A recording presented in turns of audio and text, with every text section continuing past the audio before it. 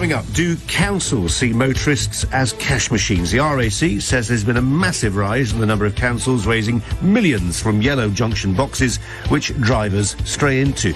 Worse than that, many of these yellow boxes don't comply with government guidelines.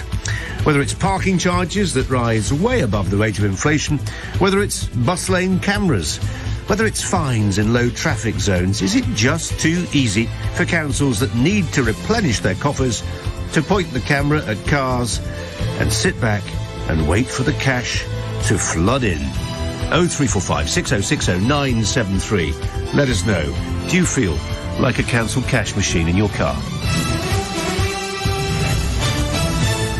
On your radio, on Global Player, and Play LBC. Leading Britain's conversation. This is LBC.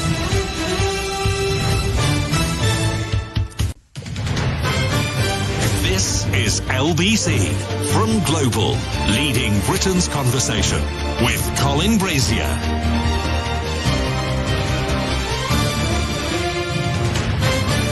Do councils see motorists as cash machines? I ask because of a report today from the RAC which shows how local authorities are using yellow boxes at junctions to unfairly penalise drivers.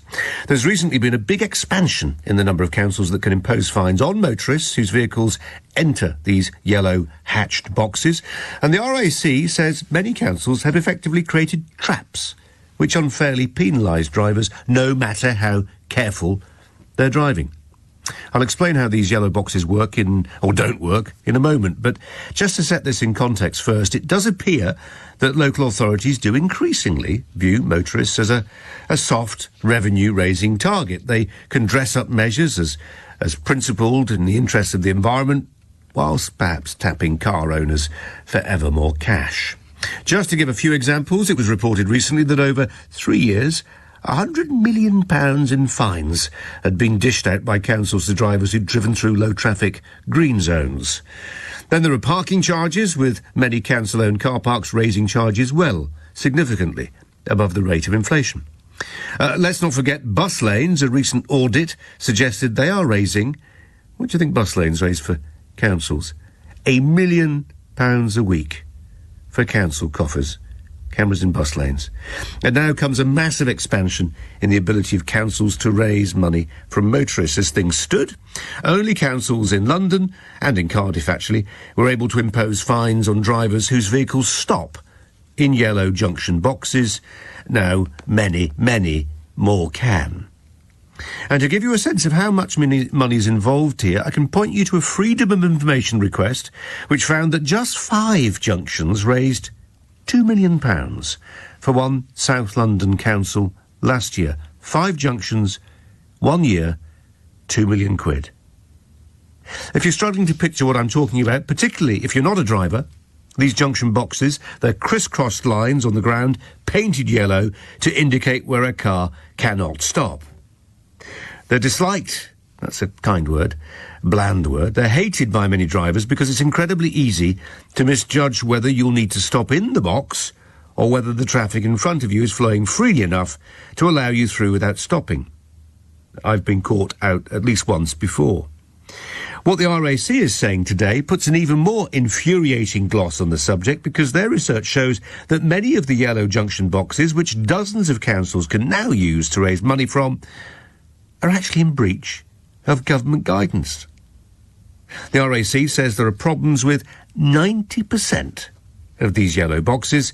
Some cover areas they ought not to. Others are almost impossible to see in bad weather. That's in breach of government guidance. Well, it might seem like a small thing, but for someone on a limited income who needs their car to get to work or do the school run, these yellow box fines can become a really stressful and daily hazard. And the idea that many of them are not complying with government rules will be galling to many people. I say that whilst accepting the logic, absolutely, of things like parking fines. We can't have a Wild West where people leave their cars willy-nilly wherever they like and behave selfishly. But the yellow boxes suggest something else. That motorists are seen as a cash cow for councils desperate to raise money however they can. What do you think? Have you fallen foul of these yellow junction boxes? Do they chip away at your sense of what can reasonably be expected of a driver, a conscientious driver? Or perhaps you take the contrary view that we must have tightly enforced rules to make sure that traffic runs smoothly and junctions don't get blocked. 0345 6060 973 is the number to call. And yes, more broadly, do you feel that motorists are seen sometimes, oftentimes, as a soft touch by government, whether it's the tax you pay on fuel or the fines dished out in 20-mile-an-hour zones? Are you fed up with being treated like a human cash dispenser? 0345 6060 973. Steve Berry is a motoring journalist and former Top Gear presenter. Evening to you, Steve. Yes, a good evening to you. Hello there. So there's a well-worn narrative, I suppose, that councils in particular, central government too, see motorists as a politically risk-free cash machine. The latest twist, the RAC say that councils, more and more councils, are using those yellow hatched boxes into which it's all too easy to stray in your car as a new means of revenue raising. Is that how you see things? Yeah, absolutely. I got busted at what I think is the highest cash-generating yellow hatch box in Britain, which is the one at Archway in London, which is ironically right by the pub where, as a teenager, Colin Chapman built the first Lotus car, literally at the back of that pub. And I thought, when I got the notice through, and here was the thing: I entered the box because I couldn't see that my exit was clear. Yeah. And I stopped in the box. Do you know why I stopped in the box? I'll tell you. Because I was following two double-decker buses. And I can't see round two double-decker buses the fact that the traffic was coming to a halt. So, yes, in the photograph that they sent me with a huge fine, I had stopped. But what am I supposed to do? No, Stop behind a green light and wait until I could see that the road was clear. Well, that could have been a very long time. Well, and you would have had to put up with all of the cars behind you papping the horns, urging you to get on. We've got another one here in Manchester. Bridge Street is apparently, in Manchester, just off Deansgate, right off the Central Drag in the centre of town, is allegedly the busiest bus route in Europe. At the bottom, it's just been turned into a bus lane. Not one lane of the road, because it's a Victorian city and we've still got a Victorian infrastructure largely, even though skyscrapers are popping up like it's a sort of Dubai with lots of rain up here. But we've still got these Victorian roads all over the place. I've been driving up Bridge Street for literally decades. The other day I found out I've got a ticket. I didn't think, I wonder if Bridge Street has suddenly been made a bus lane. Yeah, it has. I met a friend in the local. He said, have you got a ticket for driving up Bridge Street? I said, yeah. He said, there's a big fuss in the Manchester Evening News about it. Because, here's the thing, there's no alternative. The only thing that you could do if you manage to spot it at the last second is to stop and perform an about turn. Yeah. Now, I'd like to see you try and do that on the busiest bus routes in Europe. Go on, see how far you get. Isn't the problem here that a lot of us who think, we all think we're terrific drivers, don't we? But a lot of us who think we're reasonable drivers, at least, hate the iniquity of this, the unfairness of it. There's absolutely nothing you can do. You are just a victim of circumstances. If you find yourself following those two buses as you did, if you find yourself suddenly on a road that you didn't know had become a bus lane, there's very little you can do in terms of preparation or remedying the situation there and then. You just got to suck up the fine. Well, not necessarily. And there's also a fantastic opportunity for sarcasm, which I don't think works really well with computers. But hopefully as a human being in some part of the process. I was driving through Camden in my very nice Mercedes 350 SE, a classic car, still on the road, 45 years into its life. Front cover star of Mercedes Enthusiast at one point, although the shine's gone off the apple a bit. That was a few years ago. And I pulled over and stopped on a double red line, which, of course, is a terrible sin in London. They sent me the photographs, or rather the computer sent me the photographs, and I pointed out that in said photographs, yes, I was indeed stopped on the double red lines, but that's because there was a uniformed police officer stood in the road with his hand raised. and if I had stopped on the red lines, 2 tons of Germany's finest would have crushed him to death as I mowed the officer down. You know, if a human being had looked at that photograph of the policeman a tall policeman stood in the road holding his hand up and the car stopped, it would have thought, oh, well, no, that's obviously policeman. You know, that guy had to stop. But Steve, I'm not for unrestricted parking. No. We had a problem where I lived in the centre of Manchester until recently where the council forgot to reapply for the parking restrictions. Somebody who presumably worked there told someone else, and within a week we had utter chaos. Yeah. You have to ration road space, and we know that, don't we? We know that. There would be chaos, and it would be chaos if bus lanes weren't policed properly. I just think, you say machines, yes, and we get that, but there's people behind the machines, and I think of a fairly recent Freedom of Information request put to a South London council, which found that something in the order of £2 million in a year was raised from 5 separate cameras where there are hatched junctions. Just from 5 hatched junctions, £2 million. If you're running the coffers of a council in straitened financial circumstances, the attraction of a revenue-raising and seemingly pain-free revenue-raising method like that, well, you can see how attractive it is, can't you? I mean, yes, councils, I agree with you. Councils have got used to the money, and I've sat in my local, which is a very eclectic bunch of people in it, and there are quite a few councillors who go in, and the guys said to me, Steve, we need the money. We need the money. Yeah. He said, what do you want us to do? Do you want us to put the old people on ice floes and push them out into the North Sea? Yeah. You know, it's like we need the money to keep... This is, you know, I live in Salford. I live in Charlestown, which is quite appropriate with what's imminent, in Salford. And he said, keeping those schools open, looking after those old people, we need that money. And, yes... motorists are a great cash cow because they're all going round with this number on the front and the back of their vehicle, which allows you to tax them directly and instantly. It takes a picture, it sends a letter, and it's £40, £80, £120. It's an incredibly efficient way of raising money, isn't it? I just wish we could have that kind of transparency that you enjoy in the pub. Transparency, there's a word to describe what happens in pubs. But we don't, do we? And it seems that the broader picture, when you look at the broader picture of the tax burden that's placed on motorists, particularly through things like the tax take from the fuel forecourts, for instance, that very often... it's dressed up as environmentalism, it's dressed up as good for the environment, but actually, it's a bit grubbier than that. It is just principally about making money. Yeah, and we know it. And it always has been. It always has been. I enjoyed the brief holiday that we had with electric cars.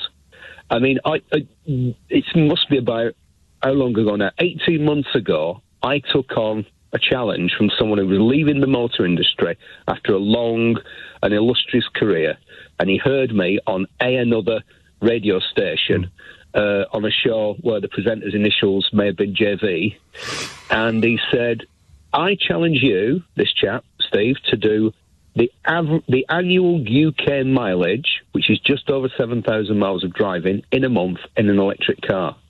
And I hit an absolute sweet spot, because at that time, Manchester Council had this green initiative where not only was it free to park in one of these charging bays, the charge was free as well.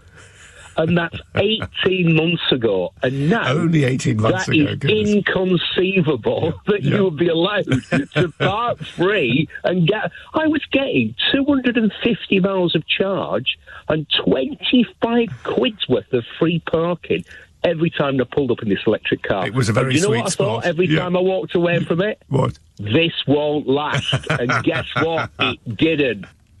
Steve Berry, a motoring journalist, former Top Gear presenter, with his thoughts on those hashed boxes and other measures councils employ to raise revenue from motorists. Sarah says, councils are ripping drivers off. I've paid £3,000 in fines in 2.5 years. But some of you sympathetic to what councils are doing, including... is it Christine? Yes, Christine says, I've never been fined for stopping in a yellow box. I obey the highway code. Why do drivers think the rules don't apply to them. And hopefully Liz in Ashton says, a junction box is an electrical enclosure which houses one or more wiring connections. Why are you talking about box junctions? Stand corrected. Thank you, Liz. That's our question. Are councillors treating drivers as cash machines? You're listening to Colin BRAZIER on LBC. It's 11:17. This is LBC. Colin BRAZIER on LBC. Call 0345 6060 973. Coming up to 21 minutes past 11, I've been tweeted, a post on Twitter, regarding box junction fines. I was heartened to hear your commentator, that was Steve Berry, formerly of Top Gear, mention the one near Archway in London. That damned one got me around 10 years ago. As he mentioned, it's the biggest revenue generator in the country. No amount of appeals will get you off. Why are we talking about this? Because it appears these yellow hatched areas on the road, 90% of them are not fulfilling government guidelines, but many more councils are now in charge of effectively issuing fines and raising revenue. And there's a feeling, widely shared by many of our callers, I think that's reasonable to say, that it's part of a process that sees motorists essentially treated as cash machines by local authorities, councils and others. Are councils treating drivers as cash machines? 0345 6060 973 is the number to call. Just a couple of texts that are worth getting away. Vivian says, surely if a driver just doesn't speed or make sure that you can full exit the yellow box before you enter, you'll be fine. Clearly, if a yellow box fails government guidance, then that's unfair. Surely someone is supposed to inspect these things, and someone should start, even if it's a member of the public, doing it now. And just this from James. The problem with drivers not stopping before entering a hashed box is that they ignore others who need to cross. It's selfish people who think they are more deserving than others that sit in the box junction that snarl up traffic. Always two sides, if not many more to a story. Steve's in Hayes. Hi, Steve. Hi, Colin. Yeah, I've just picked up actually on what one of those text things that said, is that it's not about stopping in the box. That's not what gets people caught, because not many people do that. The rules are, it's not about stopping, it's about not entering the box unless your exit is clear. Yeah. The principle of what I'm saying is you've got to know the rules. As they said in the song, if you want to play the game, you've got to play the game right. And I look into a lot of the regulations and I read to find out exactly what the rules are. Because it is a game to them, effectively, and I hate it if I have to pay any fines. So I always check, and I very seldom get fines for it. There were a couple of occasions when I got you can ride in motorbike in a bus lane on red routes or on certain roads. Other ones you can't, and sometimes if the signage isn't right, you get it wrong.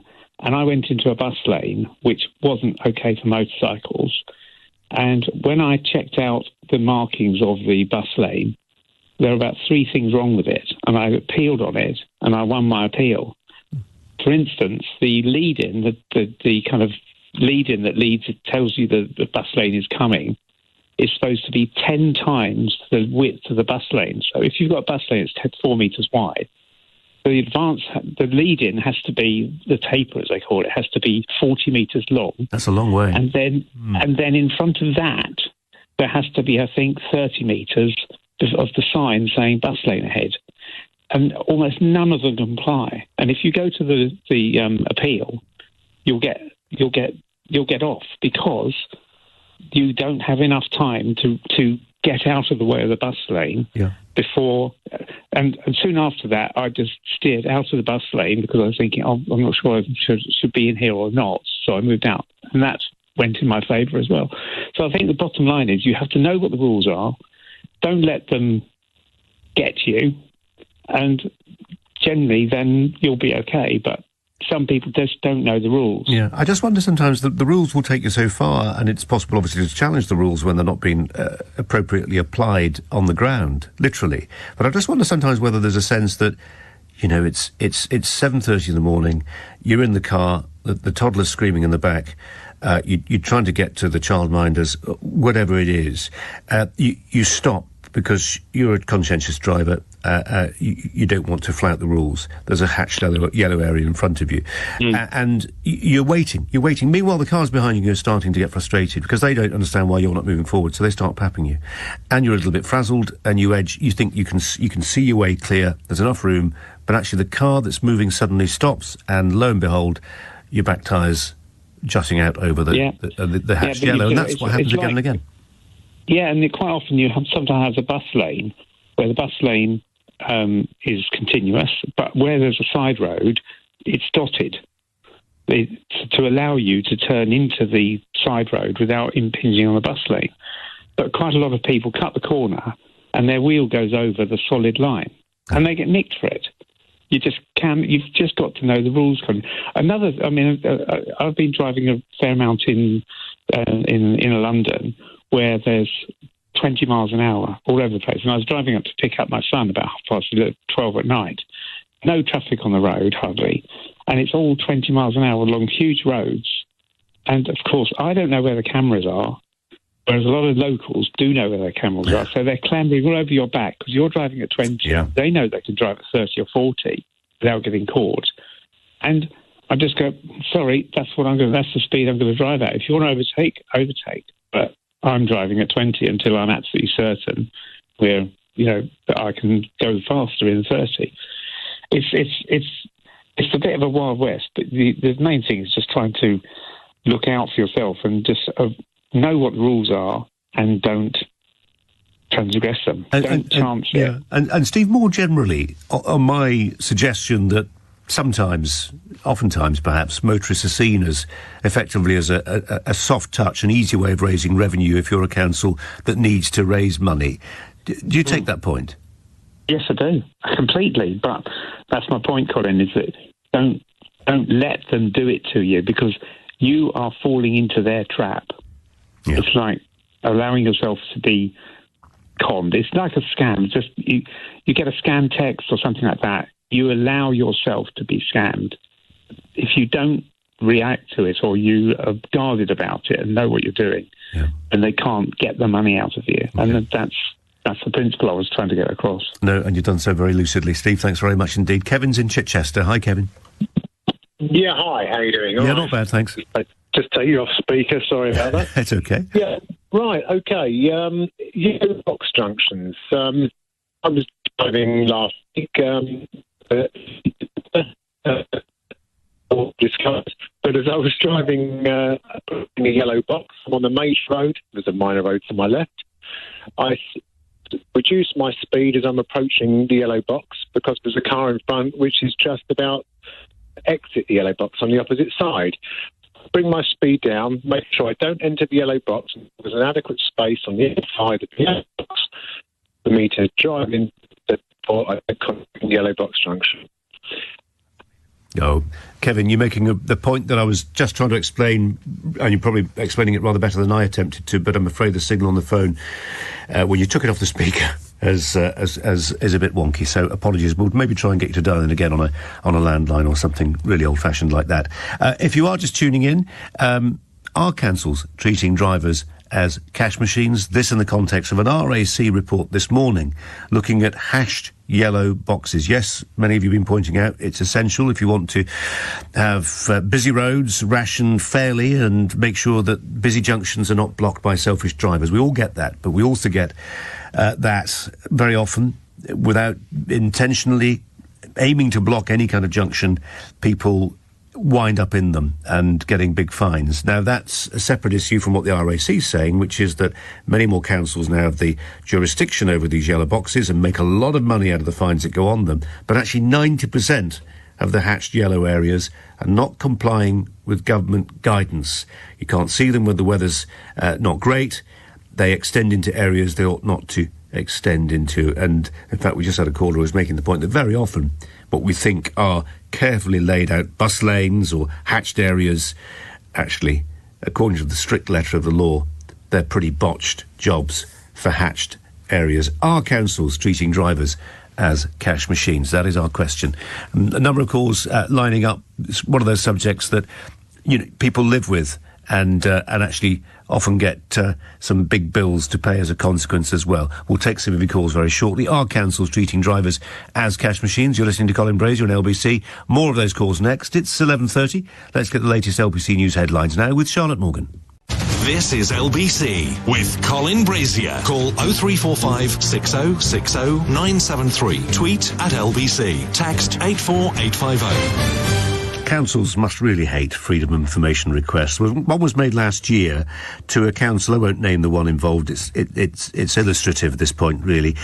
In South London, about the amount of money they were making from their hatched boxes. You'll know what they look like, whether you're a driver or not. You'll have seen them as a pedestrian in urban areas where there's a busy junction, which, for all the right reasons, we don't want to have blocked to create congestion and gridlock.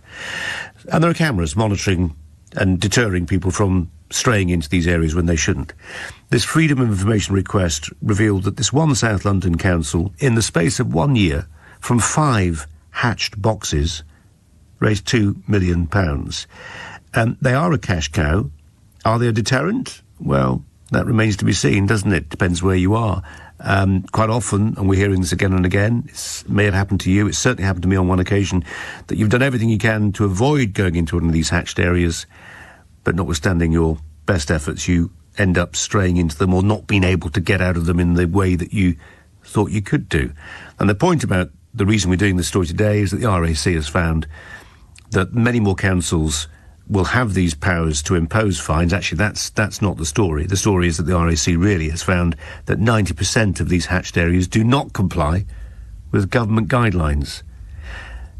Are councils treating drivers as cash machines and as fools, we might add as well? Joseph is in Kingsbury. Hi, Joseph.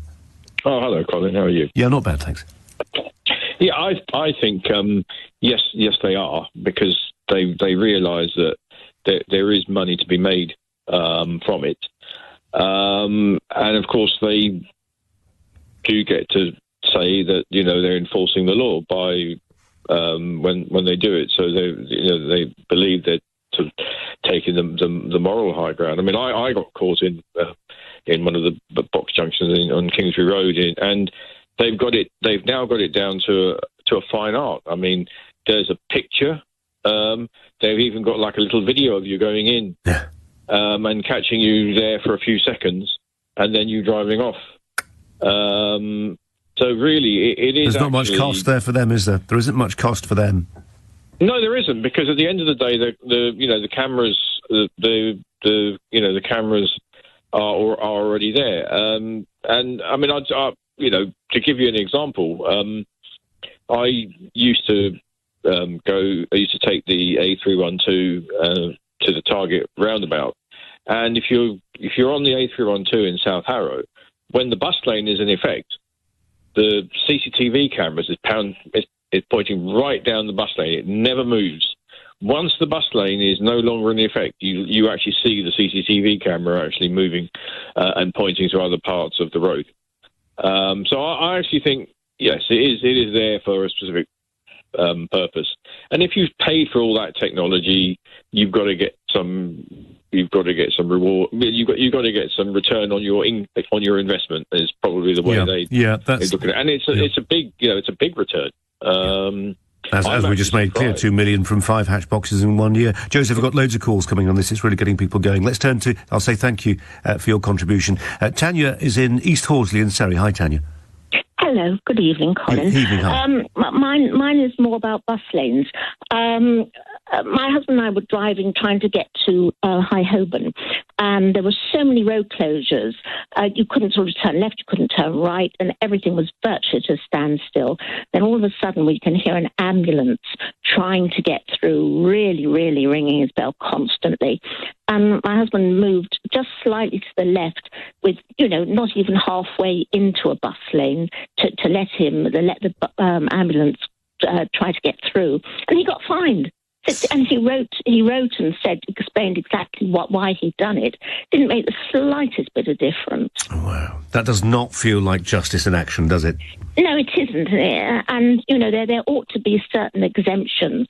And presumably they've got it all on camera so they can see exactly what's happened. And there weren't even any buses there because the buses were all stuck too. On the specific point, I mean, that's the bus lane, and we know, I forget the figure I quoted earlier, was it £100 million in a year from bus Something lane like fines? that, I mean, and you can see if you are a council that is struggling to pay for important public services and is limited in the amount of council tax it can pull in, that the temptation must be there, mustn't it, to say, well, we've got the infrastructure, this thing sort of runs itself. If people go into these bus lanes or hatched areas, the picture's taken by the automatic system and it's mailed out. We don't even get involved. There's no paperwork for us. We just sit back and watch the lolly flood in. Yeah, I mean, I can understand that in much poorer boroughs, but I mean, we are now talking about London, aren't we? And we're talking, about Khan and what's going on there. I mean, he just simply doesn't want cars or any sort of transport in London. And, it's just getting so expensive now with the congestion charges and everything. And even if you're trying to do the right thing, you're fined. It's just so unfair, I think. Yeah, that is a word that's been used repeatedly, isn't it? Tanya, thanks so much for your contribution. A couple of texts that tell a story, I think. Owen writes from Kent.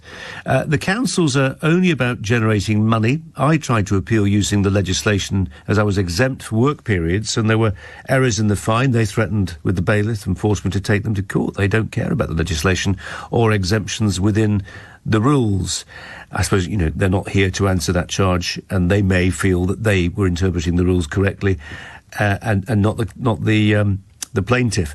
This is from Ben in Tottenham. These yellow boxes are also dangerous and can cause accidents. On my local high road, there is a very busy junction with many school children crossing at busy times. Cars are always stopping before the yellow box, well past the traffic light. When the light turns red, they either end up blocking the pedestrians from crossing safely or end up driving through the red light. A different perspective from Ben, who's texting from Tottenham in London. Sheridan is in Valencia in Spain. Hi, Sheridan. Good morning, sir. Nice to hear from you again. What's your perspective on this one? Basically, yes. I always give a bit of a different and double perspective. I totally understand these box crossings and I see a point to them. Unfortunately, due to the heavy denseness of traffic, it's very difficult if you're in a rush, if you're in a bit of a mood, if you've had an argument, to basically take other people into account. So you're just driving, you want to get to where you want to go, and you end up in these box junctions. You end up with many fines. If you're in a normal mood, you're not in a rush, you're basically just gliding along, taking your time, you always stop before a box junction. So it really depends for me at least, what mood I'm in, what type of day I'm having. Yeah. But I totally agree that councils do take advantage of the basic ignorance of people that do not really know the law in and out, like this woman just beforehand that said her husband, due to an ambulance, had to turn into just two wheels into the lane, and no matter through an appeal still had no joy. It's basically a disgrace that we get to that stage, because I totally agree with fining people, but at least have 100% sureness that you're fining correctly. There's many people that... Yeah, just Sheridan, just on the use of the word ignorance there, I think you're onto something. I mean, it is on one level a sort of tax on ignorance, this, and I don't mean to use the word unkindly. Silly ignorance. No. I mean, so for instance, you're visiting an area for the first time. You're going to visit some relatives. You're travelling somewhere for work. I mean, certainly in parts of Britain's built environment, there's lots of things that are distracting you. You may be looking at sat-nav. You don't know the area. You are surely more likely to then receive a fine as a newcomer to that area. Yeah. A prime example, bus lanes. They do not, they're not effective 24 hours a day. So in many different areas, it's different timetables. Maybe through ignorance, in your area it's 2 till 8 p.m. that you can go into it. Maybe in a different area it's not. You're in a rush, you go into it, and it's just through ignorance, through not knowing the right timetables, because they're not all in accordance. Every borough has their own timetable, their own type of different quirky arrangements, and you get caught out through not knowing. Then there's the other side. Back in the day, I didn't follow any rules at all. as you know, cars in England, I live in Spain now, you have to go through you have to get legal representation to change your car's name so that they can verify that you're the person. In England, I would buy a car, say that my name was John Burrows, and I can drive wherever I want. I'm not getting a single fine. So this is what I was wondering, whether that 2 million revenue is basically just fines that they've sent out but not cashed in, or if that is actually what they're cashing in. Because I put my hands up. I basically did not follow the rules. I paid the price for it. I spent many years in jail. And when I came out, all of the fines were basically just disappeared, like they wiped the slate clean. And I don't really see that fine that fair either, just because you've done a bigger crime. I think everybody should pay. But it's just that they take advantage of people that do not check their bank accounts, that have a lot of money and they don't really care, of people that, just basically do not have time to maybe start appealing. It's not easy, the appeal process. No, and you can imagine why it's not made easy, can't you, to deter people from pursuing a course of action against the council. Sharon, I'm going to say thanks very much indeed. And also, I'm going to try and recognise the other side of this conversation as well. A few of you have been keen to point out that at the end of the day, if you are extremely careful, if you're extremely careful and conscientious, you are less likely, let's put it that way, you are less likely to have a fine and become effectively a cash cow for the council. One of our texts says, I had a letter from the council taking me to court for parking wrongly. It was dated in 2018. How do I know who was driving my car then? Let's take more of your calls after the break. You're listening to Colin Brazier on LBC. It is 11:45. Colin Brazier on LBC. Call 0345 6060 973.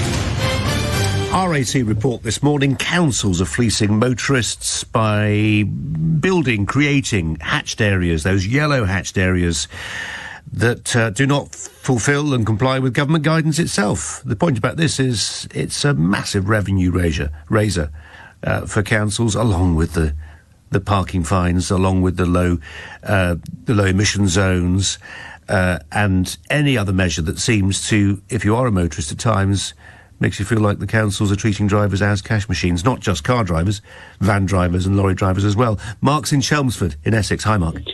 Hello there, Colin, you all right? Yeah, not bad, thanks. Yeah, I just want to put a point across from a lorry driver's point of view. I mean, our motors are 45, 50 foot long. The problems for me are the box junctions where you've got 2 lanes in and 2 lanes out, like on Euston Road, because you need 40, 50 foot in front of you before you can go over the box junction. But what happens if you're at a red light? I guarantee a car in the outside, if he sees a gap of 30 foot in the inside lane, he'll jump on it. Now, if he does that as you're pulling away, you're left with your back end 6 foot in the box junctions, which happened to me once. But sometimes it's out of our control, you know. You might have a clear path to go at the time you pull away, but then, boom, a car's there and you're done. Like, you know, it's yeah.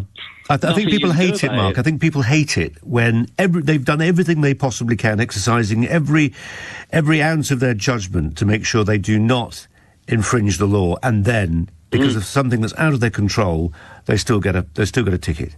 Yeah, I mean, and it's lazy policing as well, because all you receive is a picture of your rear axle in a box junction with a time on it. You know, no context. No context. Like, hang on a minute, what happened was, yeah. You know, if you was to get pulled up at the time it happened, you'd say to a cop, "Yeah, I'm really sorry, it was clear, but that guy just pulled in front of me."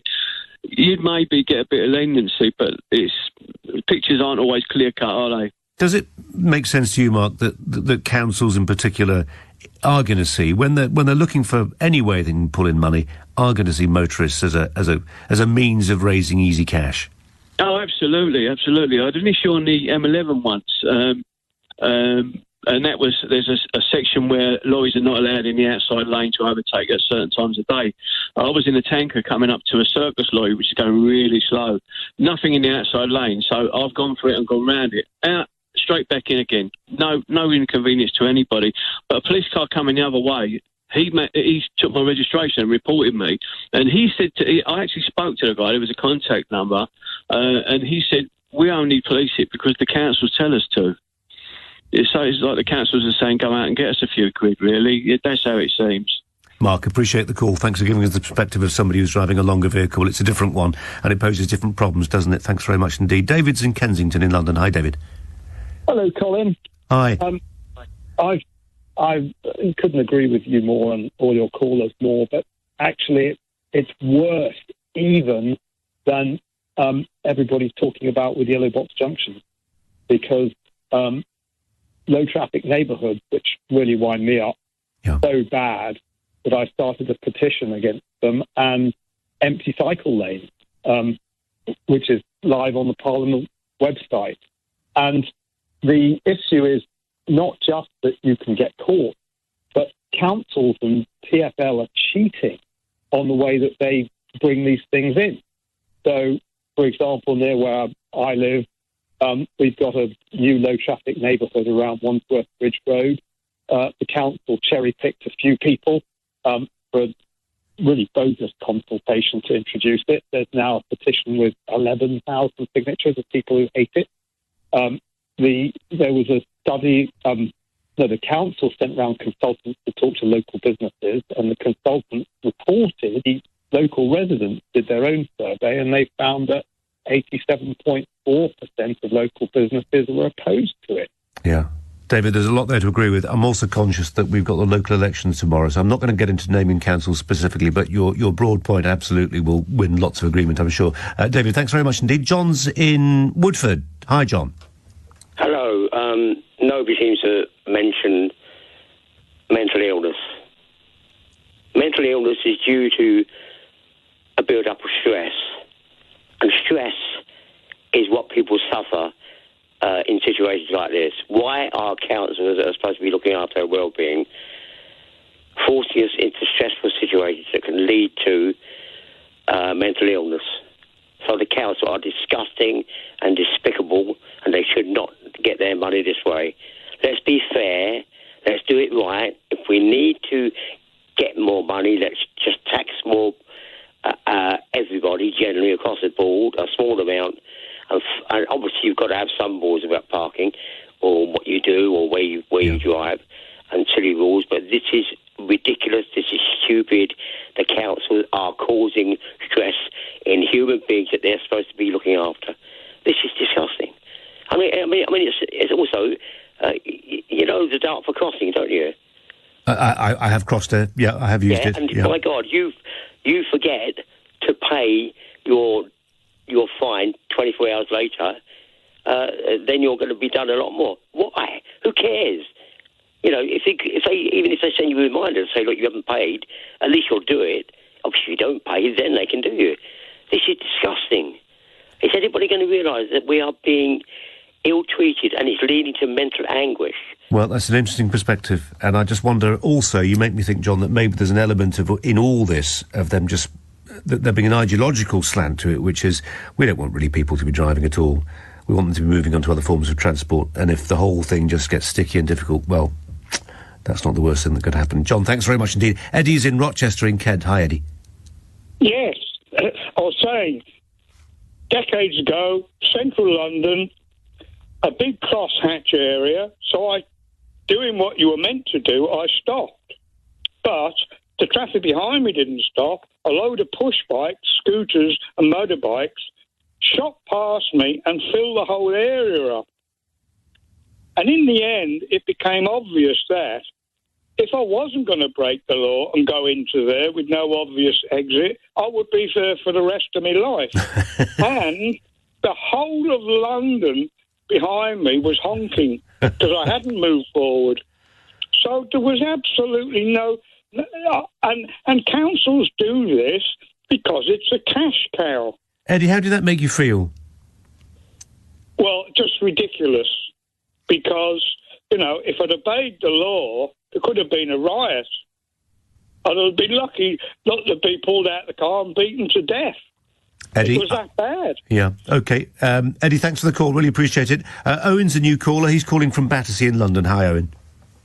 You're right, mate. I was just talking about... I sent you a message about the councils generating money using parking fines and all sorts, but quite a few of them aren't proper fines. So there's exemptions to some of the fines for workers, police, and so on. If you try and actually appeal these, some councils, I don't know if I'm allowed to say which one. Probably not now with local elections pending in the next few hours, no. Yeah, they do not like to listen to you, so that they'll threaten you with bailiffs and everything. You can try and say, look, can you just take this to court? They won't listen. They'll just keep threatening bailiffs and stuff. So they forced me to pay a parking fine, what I was working for, and I used the General Powers Act of 1974. And in the court case currently, I'm taking them to court. Their defence, traffic management, 2004. Yeah, Owen, I'm going to jump in because we've got to be really careful about getting into the specifics of particular court cases. But we appreciate you calling in, and we'll get your sense of frustration. It's widely shared, it would appear, amongst many of our callers, most of whom it's worth noting perhaps were men. Does that tell us something about the way people drive? I don't think so. But maybe you observe that and you feel there is something in it. This from Steve. I basically got caught in a box junction a few years ago and got away with it. Ealing, there we go, more names.